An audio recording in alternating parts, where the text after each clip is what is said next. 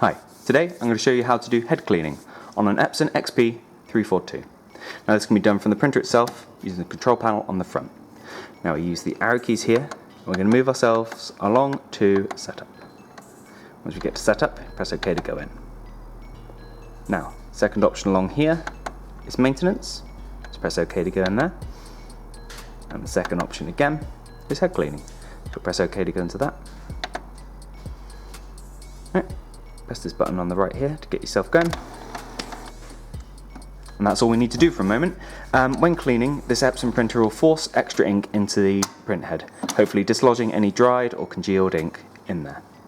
So we're just going to leave it to do its thing for a moment.